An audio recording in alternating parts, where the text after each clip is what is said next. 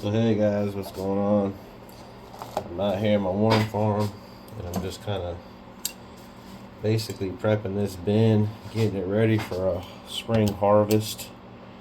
Right now what I'm doing is I'm adding some hardwood to this to help the microbial life kind of kick up in here. And this hardwood that I'm using is, you can use oak, or any type of hardwood because they have more sugars than other type of plants, other type of trees. But I'm using crab apples branches because they have the right amount of carbohydrate sugars in the wood. They're a hardwood, and they also have tannins that I like to have in my compost. Those tannins will help change the pH of your soil a tiny bit to a more acidic, so they're really good for like blueberries and tomato plants and stuff like that. And they also kind of deter bugs. So what I'm doing is I'm trying to chip these up into small little shavings. As you can see, I have some usually I have this already chopped up. I want them to break down fairly slow. I don't want them to break down too fast. And that's one of the benefits of using a hardwood in your compost. The difference from making premium castings to making bulk castings, and I'm making premium castings. One of the main differences is that the composition, the quality of product that you're putting in on a premium casting, and the time that it takes for the castings to fully break down in a premium casting is a lot longer than in a bulk casting. So you're getting more humus and stuff like that, and more humic material in your castings and stuff when they break down at a slower rate.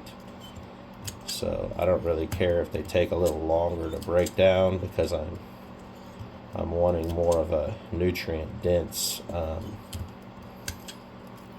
casting for people's gardens and stuff. And what I usually do with the premium castings, just because in my area there's not really much of a market for premium castings because people are just not educated on the difference between a premium casting and a bulk casting. So I make this into worm tea and then I sell it as a liquid fertilizer, and I just think there's more of a market for that than selling a premium casting. Now, in the future, when I get more selling stuff online, with some of the bigger places like Etsy or eBay or even possibly Walmart.com, then I'll probably focus more on, or not completely, but a little bit more on selling premium castings. But for right now, I'm more focused on making liquid fertilizers with the premium castings. So yeah, I'm adding this hardwood to this, and I'm going to get a nice little pile here. I'm not going to get crazy. As you can see, most of these are fairly small slivers. They're not super big. They're fairly small. So, getting all these cut here.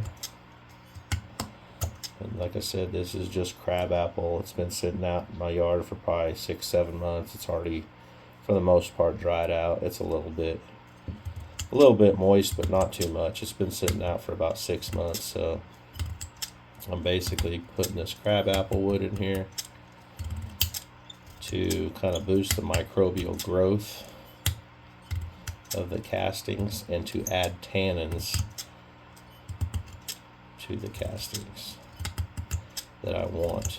And if I use this as a foliar spray, this crab apple wood, as it's broken down slowly over time, it's going to really help for a foliar spray because those tannins are gonna a little bit of those tannin chemicals are gonna go on your plant leaves and stuff, and the bugs are not gonna like those. So that's gonna help keep the bugs both as when you put it down by the base of the plant in the soil, or if you spray it as a foliar spray. It's going to help keep those bugs from wanting to eat on your plants and just kind of deter them. It's going to kind of they're not going to like the smell of it, the taste of it. It's just going to kind of keep them away from it. So it's actually a little bit of a natural pesticide by using this apple wood in here because of the tannins that it has. So now that I got a nice little pile here, what I'm going to do is I'm going to add another type of wood here.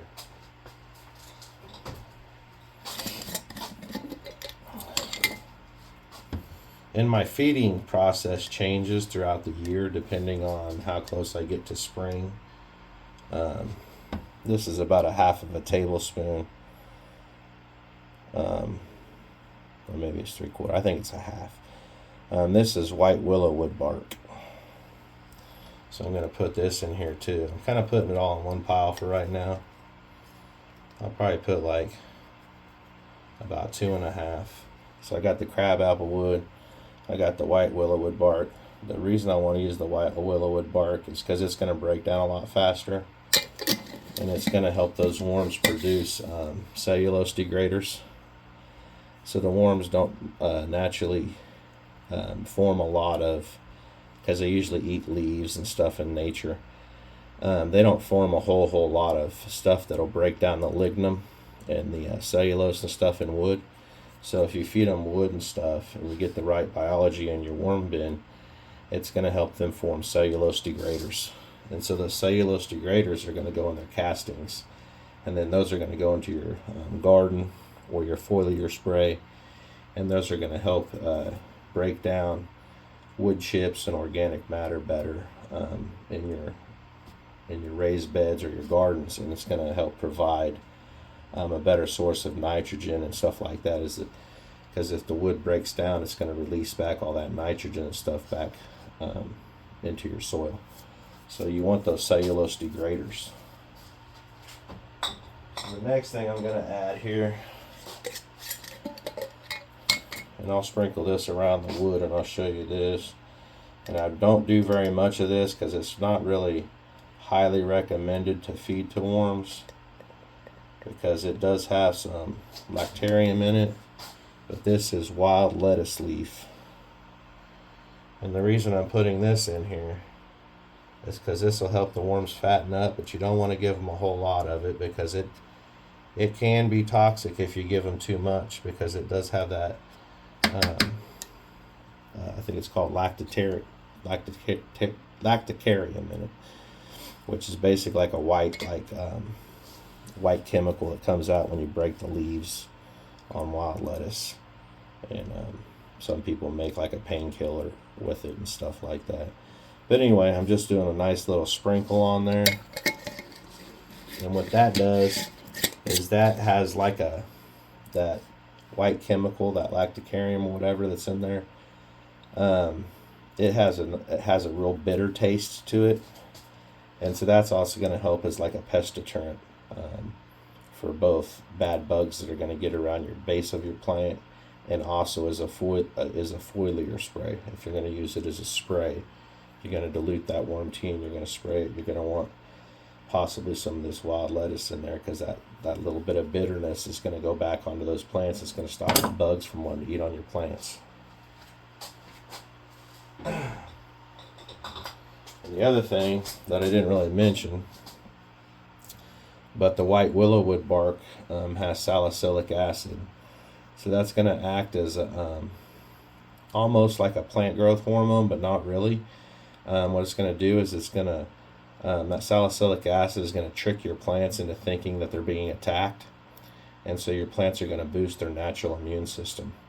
And so by boosting their natural immune system, then they're going to produce more fruits and stuff, because they're going to say, hey, I'm getting attacked, I need to produce, because that's their whole goal is to produce. So for like a tomato plant, it's going to want to produce really fast, and so you're going to get more flowers, and then it's going to send all of its nutrients to the existing flowers or vegetables on your plants. When they get treated with that salicylic acid as a foliar spray plus or at the base, and then they're going to send that high nutrient contents to this fruit because they want those fruit to survive. So you're going to get better tasting fruit. You're going to get more fruit, and it's going to just help your plants all around. Some people say it'll actually help the roots kind of grow a little bit stronger and better too. But anyway, it's going to boost your plant's natural immune system.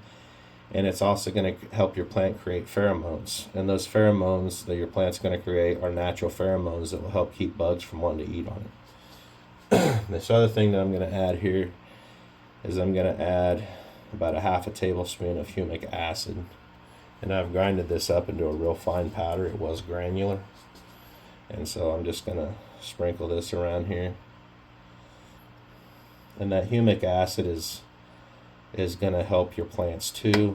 It's going to help them produce their own kind of like growth hormones when it gets into the soil.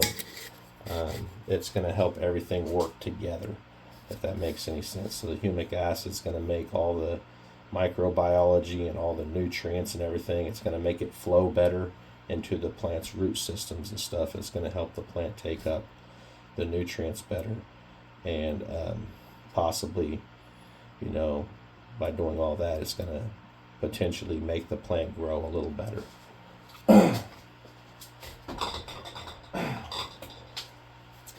The next little thing that I'm going to add here, and this has a little bit of nitrogen in it, and this is crab shell powder.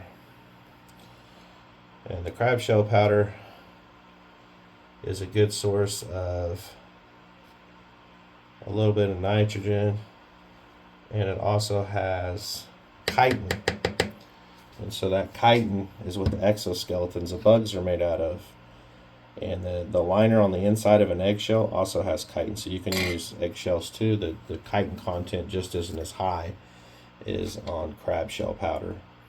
You can use oyster shell powder, I think, and then shrimp and lobster. I think lobster is the highest chitin content, but crab shell is pretty high too. And so that chitin is another chemical that's going to help your plants have a natural pest immunity. That chitin is basically what the exoskeletons of bugs are made out of.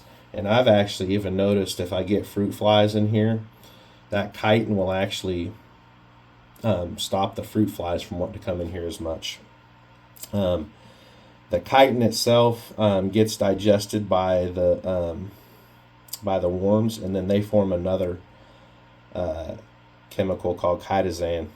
And anyway, so that chitin gets absorbed into their castings, and then those get absorbed by the plants and microorganisms into the soil. And so the plant uptakes that chitin, and it kind of does the same thing. It says, uh-oh, I got a major bug infestation, because the plants can sense chitin. That's how they know if a bug's eating on them. But usually by the time that they sense it, and it works all the way down the plant's vine or stem into the plant's lower parts, then the plant sends out a hormone and pheromones and basically tries to fight the bugs from eating it.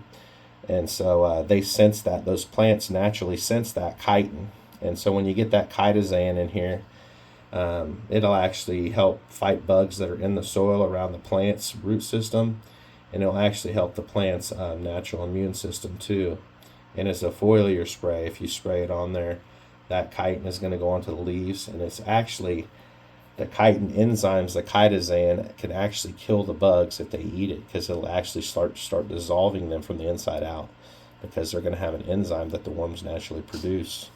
So that's also a pest deterrent. And then the next thing I'm going to do here, I'm going to put a couple tablespoons of banana peel powder. And so I buy organic bananas, and I save all the banana peels. I freeze them, then I dehydrate them, and I grind them up in my milling machine. And so I'm going to add these couple tablespoons of banana peel powder in here. And the banana peels, they actually have a small amount of potassium and other nutrients and stuff in them. But by grinding them up into a fine powder, you're actually getting more bananas into the actual worm compost bin. And they actually produce, or actually have a couple small amounts of growth hormones, gibberins, auxins, and chitotins. I think it's, I don't know how to pronounce it. But yeah, they got basically a little bit of some growth hormone in there. And so that's going to help boost your growth hormones in your actual worm compost, because the worms actually will produce their own growth hormones too. But they also work with funguses in here that grow to help produce, those funguses help produce plant growth hormones. And so if you want bigger vegetables, you want better root systems, thicker stalks so your plants don't fall over and break, you're going to want all those growth hormones in there. And you're going to want to naturally boost them. And banana peel powder is one of the things that will help do that. So the next thing I'm going to do here is put in a little kelp meal. I'm not going to get crazy with it. Just putting in a little bit of kelp meal here. And that's also a plant hormone booster, kelp meal. It has all different types of good benefits and stuff. I just started using this about a year ago, so I haven't done a whole lot of research on it. I know a lot of other people use it for their worm casting, so that's kind of why I started using it. But it does have a lot of really good nutrients and a lot of good things that it does to the soil and to your castings, as well as boost plant growth hormones.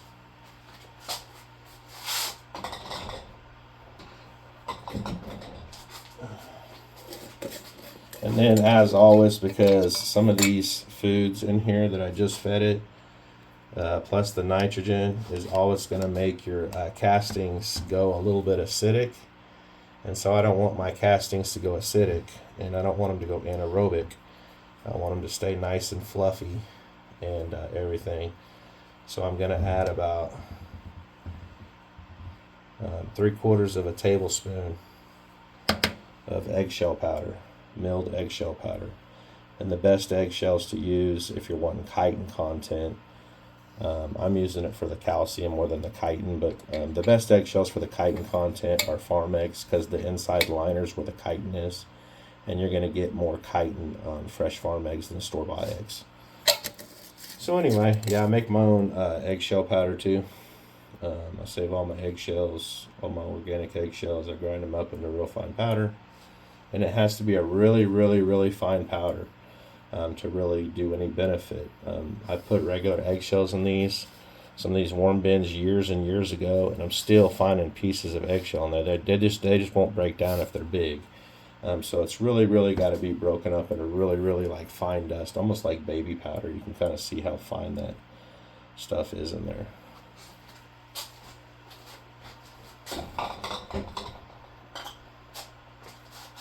The next thing I'm going to use,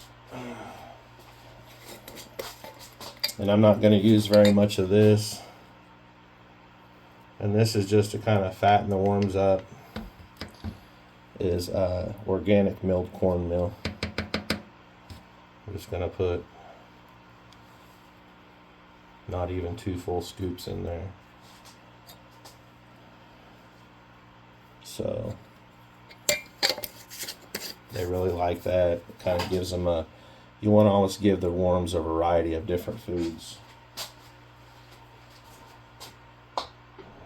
The next thing I'm going to put in here,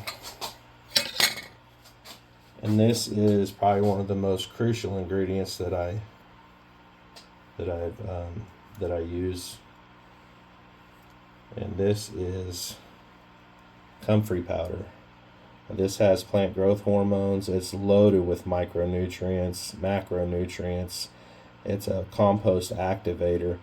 All around, it's a really good thing, but you don't want to use too much of it, because it does got some acids in it that can be harmful in large amounts to your worms. So you want to sprinkle it all over and you don't want to, you don't want to put like 5 tablespoons in here, but a little bit goes a long ways.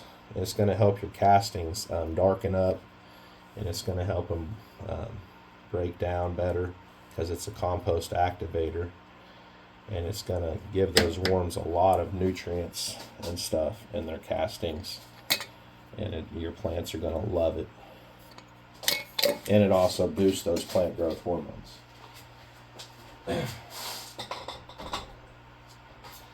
This one here, I only do this about every 2 weeks instead of every week on a feeding.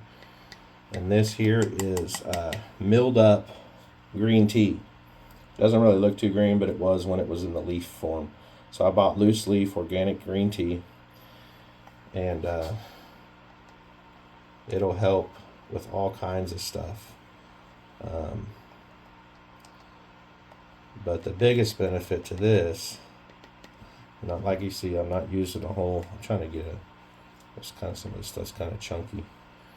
I'm not using it very much, not even a whole thing, and I'm going to spread just this out over. What this is going to do is this is going to help the worms clean out their digestive systems, and their it's going to help them poop. So you're going to get more castings. It's going to make the worms more active, and it's going to make them breed more even. So I'm going to get more cocoons. So green tea, and it'll actually help boost plant growth hormones too. And then the next thing I'm going to do here is I'm going to put in azomite rock dust, and this stuff is just loaded with trace minerals. It's an organic substance that's mined, and it's a real fine powder. It's almost like a clay powder, and I'm going to sprinkle this in here because if I just put this in the soil, I've done it before, it just turns into like a lump of clay and it sits there. But if I feed it to the worms are going to break it down into smaller molecules, and it's going to be in their castings, and it's going to be readily available for the plants to uptake. So the plants are going to uptake all those micronutrients, the magnesium and the copper and the zinc and all the other different trace minerals that this stuff has in it.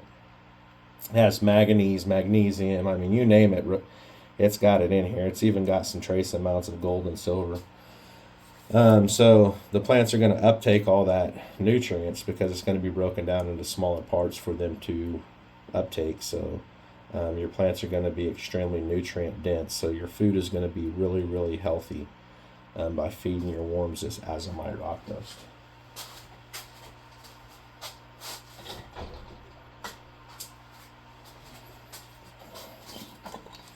And the last thing I do here is I spread just a very, very small handful. And this isn't normally what I always feed my worms. This is just what I'm feeding them right now for the next couple weeks. And then I'll switch them back over to like sweeter foods like watermelon and cantaloupe. And then I got some American plantain, dandelion greens and stuff like that, more fresh food. But right now I'm trying to get the moisture content back down because I had it real high for a while. But yet I don't want it too dry, but I want to be able to control my moisture content, so I'm using a lot of dried, dehydrated, grinded up food so I can kind of control my moisture more. And then I'll start feeding them more stuff that I have frozen, tomatoes and dandelions and American plantain, and I got some tomato leaves and a bunch of stuff that I have frozen. I'll start putting in here later in the season. But right now I'm trying to get everything, all these minerals in there and stuff, and get their castings all going, and then I'll start adding the regular foods later. So that's pretty much almost it. And the last thing I'm going to do here is I'm going to take this, and this is unsulfured molasses. See? Organic unsulfured molasses. It has to be unsulfured. It can't be regular. And then on a bottle like this, a 32-ounce bottle, I'll probably fill it up to that little ring right there with molasses, and then I'll fill the rest up with water, and then I'll shake it, you know. And so I'm going to spray this, preferably on that wood pile, because I want that wood to suck up all this molasses. The wood that I originally cutted, which was the apple wood and the white willow wood bark. So it's gonna suck up all that, because that's gonna help the fungal counts and stuff in here.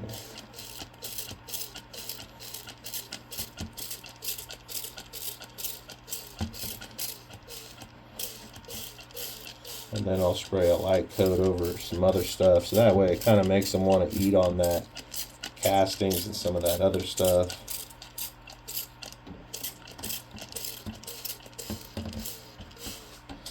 So that's pretty much my feeding for right now.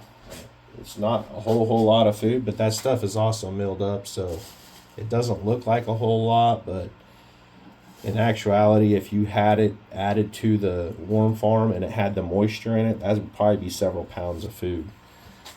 But like I said, I'm trying to control the moisture contents right now. So what I'm going to do now is I'm going to slowly mix all this stuff in with this big old broken wooden spoon that I got here.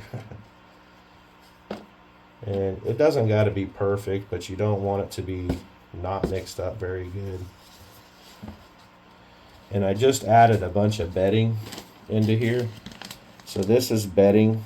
So basically what this is it's shredded up really, I mean, it almost looks like dryer lint.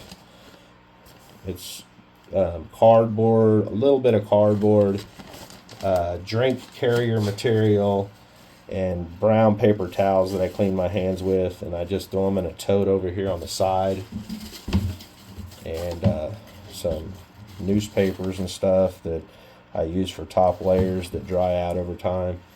And then I'll take all that stuff and I'll run it through my paper shredder, and then I'll add a little bit of banana peel powder and everything, and then I'll put it in my milling machine, and then I'll grind it up into a real fluffy material. That way it'll break down real good and it mixes up real good, and it won't cause lumps in my bedding. Because a lot of times when you do like regular cardboard or newspaper, it'll clump together and you get these huge balls and stuff that don't really want to break down, and sometimes when they dry out they're dry balls and it's just a real mess. So I found out if you use a milling machine and you get it down to a fluff, it seems to mix in better and it breaks down a lot better. So once again, I'm mixing all this stuff up, and this is going to help create me a really nutrient dense casting. And then right before spring, I'll switch them over to eating more like wet foods, and some foods that have higher sugar contents in them, like cantaloupe, watermelon, and stuff like that. So that way my fungal counts will go up, because fungus, they like sugar and they like moisture. So once I get all this mixed up, and I'll water this down. You want to make sure to always get the corners of your bin. And I use these bigger, deeper bins. This is an 18-quart dish pan. It's a food grade plastic. That's what I use. It's cheap. A lot of guys like to use thinner bins and spread the worms out thinner, and that's fine. That's what you're comfortable with. But for me, I like the deeper bins. The worms in nature can actually go down 6 inches. They're on the top 6 inches of soil. So in my opinion, I try to replicate the 6-inch method. But some people like the concrete mortar mix buckets that are bigger, hold more material, but they don't put as much material in. They're like a nice thin layer. And I preferably don't like that. I like the deeper layers, and then I just fluff them up. And so I'm not going to harvest these castings for quite some time.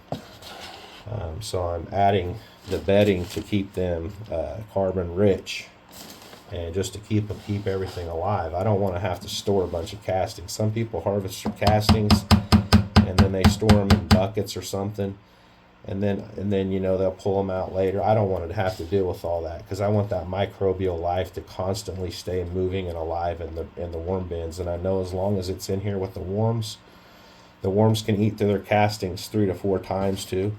But as long as these microbial life are still in this bin, those castings are going to have a high microbial content, and that's what I want. I don't want to leave my castings sitting in a bucket.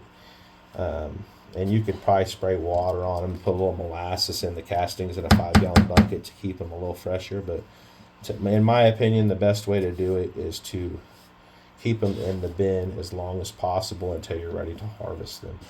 And right now it's February, so I'm not ready to harvest. So I'm going to keep, and I got plenty of room in this deep bin. I can go up another couple inches if I want. And so I've got quite a few worm farms, so I'm not too worried about the castings.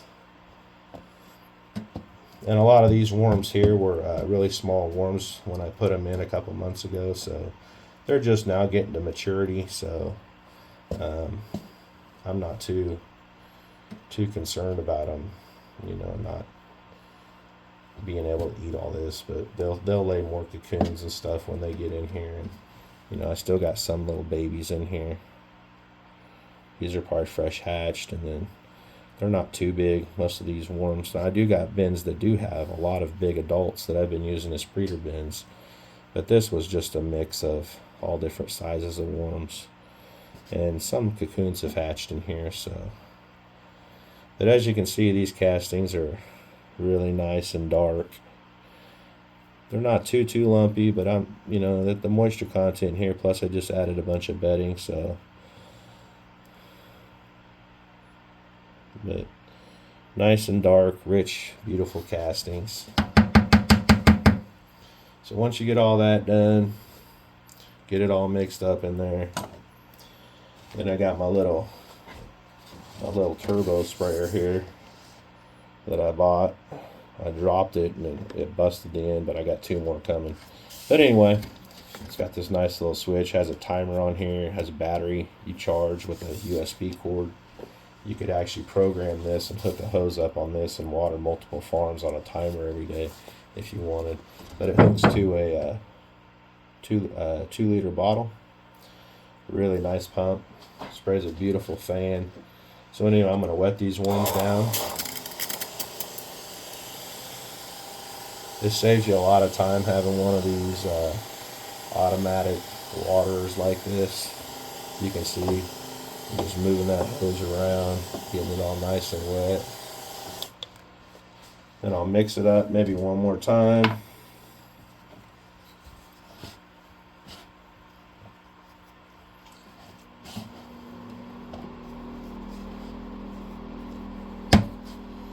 Get some of that moisture kind of spread around. The other thing that a lot of people will tell you is don't ever just dump a glass of water in here. You always want to mist it. You want that water to spread throughout your castings as much as possible. So when you're doing premium castings, you kind of want to have a pre-measured amount of food that you're going to feed the worms every time. You want to kind of keep to a system, and you also want to keep the worms that are in the bins, the populations about the same. I know it's kind of hard sometimes if you have grow out bins and stuff to keep them all the same size, because you'll have some babies and some that are larger. But I always try to do my best to keep the same amount in here, and you can just weigh the worms. 1 pound of worms might be more worms than 1 pound of worms over here, but you know that they're both 1 pound of worms. You might have one pile that has 600 worms and weighs 1 pound because they're all huge adults, and then you might have one that's a bunch of babies.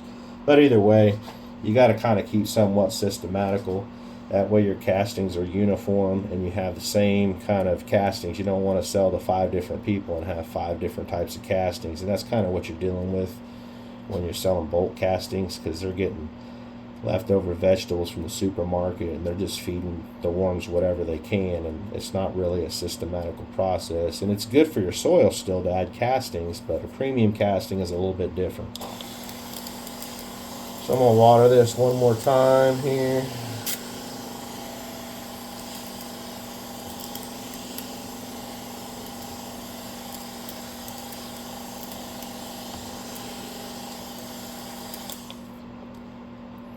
And I try to grow most of my own food and stuff the best I can. There's more stuff that I want to grow in my garden that I don't want to have to order online and order from other people. But it is what it is, you know. You can't grow everything yourself, especially if you're using a lot of different amendments and different foods and stuff. So I use these non-bleached paper towels. That's all the paper towels I use. I don't use bleached paper towels. I try to keep everything as natural and organic as possible. I wet that down. The little baby worms, they really seem to like to come to the top when they hatch, and they eat on this brown paper towel, and they'll actually live in like a layer between these brown paper towels.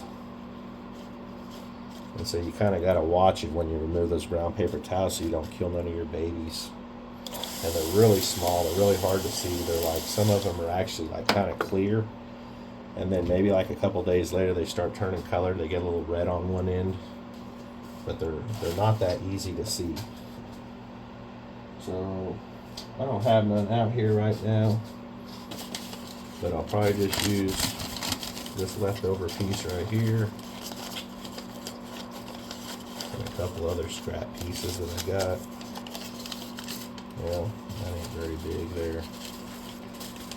But anyway, cover this up with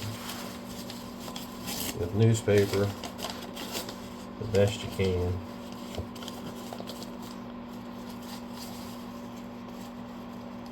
And by the time I come back and do my next feeding, this newspaper will probably be dissolved. That's already kind of what happened to this piece here. If you have one solid sheet, I don't have none out here right now, and I didn't want to have to go in the house because I'll have to stop the video. But anyway, I'm just kind of piecing this together. Put some newspaper over the top of that.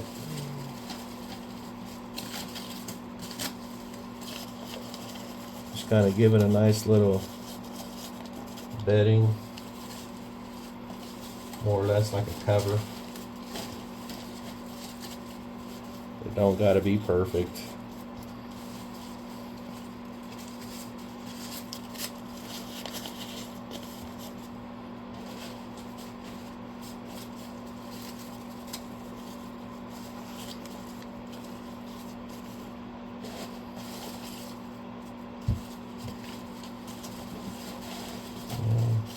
I think that's all the newspaper I got right now. So basically, then you're going to wet that newspaper down. One nice little squirt there. This is just how I do it. Doesn't mean it's right or wrong. It's just how I do it. You can do it your own way if you want. The newspaper's actually print is made out of soy ink, so it's an organic substance. You can also use a piece of corrugated cardboard. And then what I use over the top of it, and this just kind of keeps the moisture down, especially during the winter when it's real dry. Out here in my worm farm, I got a little heater going. That's probably what you're hearing is the humming in the background. So I use this bigger bubble wrap. Sometimes I use the smaller, just whatever I have available. But this bigger stuff seems to work really good. And I have the sides kind of wet, and I'll kind of push it around the sides like that. And kind of give it a nice seal. And as you can see, it's kind of sealed up against where the water on the bucket was. And that'll just kind of keep most of the the worms won't want to come out of there. And if you have any fruit flies or anything, or flies in your room, or if you're doing it outside in your garage during the summer, you got a lot of bugs, it's going to keep most of the bugs from getting in there. Another little trick you can do to keep the bugs out of your bin, and it'll actually help as a pesticide that I didn't mention, is you can use rosemary. So if you sprinkle rosemary over the top of that, just a little bit of grinded up rosemary, that'll help keep the fruit flies and stuff out, and it'll actually help as a pesticide in your castings. You don't want to use very much, just maybe like a quarter of a tablespoon or less, because the worms don't really like the oil in the rosemary too much, but they will eat it, and it'll add to their castings, and it'll help keep the bugs off your plants. So, and then if you really have some bug issues,